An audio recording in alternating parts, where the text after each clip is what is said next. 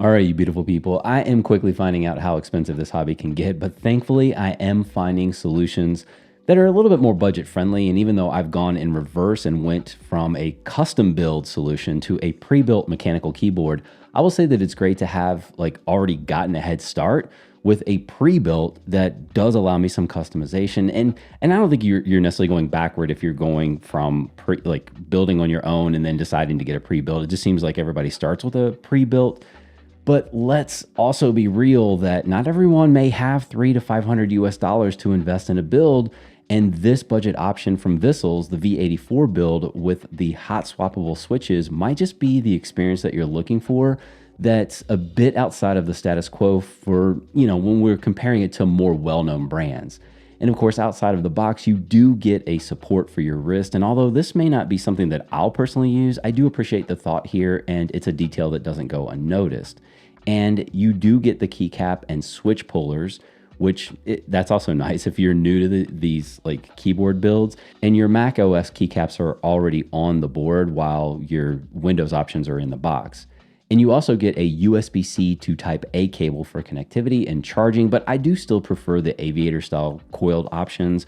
However, the keyboard does have Bluetooth connectivity, and I will touch on that in a bit. And you get these magnetic risers to adjust your ankle for typing, depending on what feels comfortable to you. And this is a 75% layout with the function keys. And although the 65% layout may be more popular to those of you who are really just going for that look or the size, or you don't really need the function keys, and I get that. But I do still think that this keyboard layout would, like in a smaller setup, like I think it'll work. I think it fits well. And of course, the side note on the function keys, specifically the volume up and down on a Mac, these will work with the built-in audio source, but any audio interfaces, external displays with like built-in speakers, anything like that will not work. And this, of course, is thanks to Mac OS. And really, it's just kind of a sidebar that I need for those of you who have Mac OS, that is the situation, but it is not the keyboard. But talking about the build here, coming in at 824 grams, it's heavier than I would have initially expected. And I don't necessarily think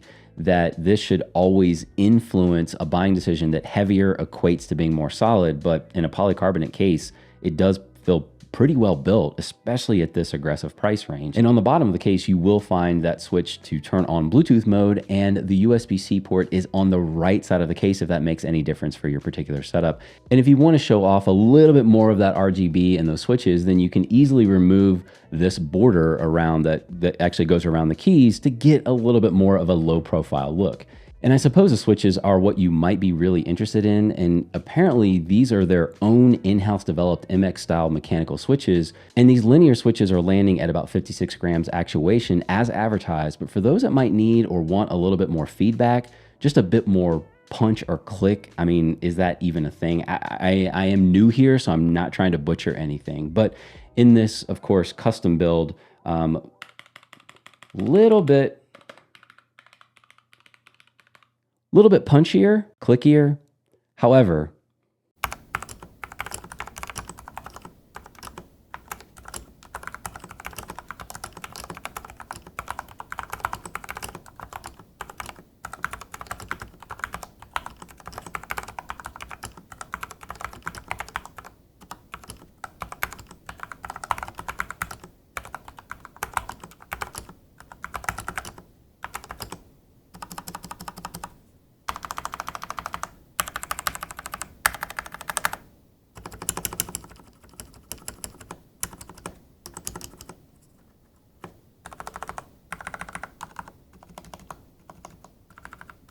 and to some, this might feel like mashed potatoes, which bring on the gravy for me, because if you're someone that is transitioning from a membrane style keyboard and looking to ease into keyboards like this, at least the stock version that is, I really think that this is a highlight, because the 4mm travel, like the total travel, it's quiet and it's still a very nice sound. And with this lighter travel, however, I have heard from others that the issue may be hitting keys unintentionally, but for typing out notes or emails, I didn't really find this to be an issue.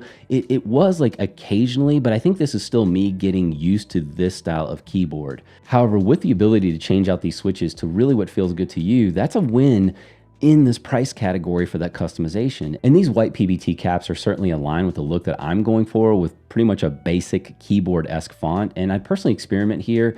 I mean, that's kind of the joy of it, as these are fairly translucent, especially if you're finding yourself using this more in low light situations. But again, this is something that you can spend a little time updating these for the mood, whatever you desire. And of course, to reiterate here that you have Mac OS and Windows keys depending on your device, because that brings me into the highlight that what we've got here is that wireless feature that you can toggle on from underneath and set this up. And it's really just a matter of holding down the function key and then using 5 keys from either Q through T that allows up to obviously 5 devices to be paired. And of course, what you'll do is hold down, like you'll hold these down until that key starts flashing.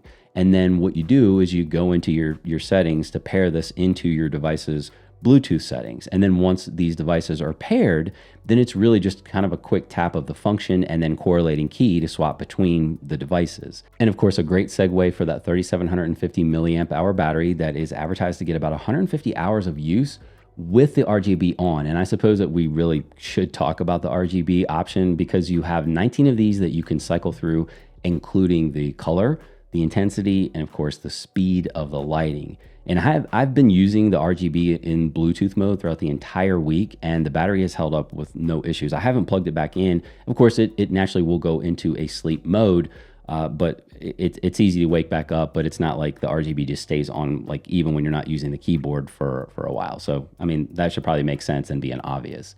But I really wasn't sure what to expect when it came to that. I think I've really been spending a lot of time, admittedly, trying to find the perfect pre-built solution. And there are, again, other brands out there that seem more obvious.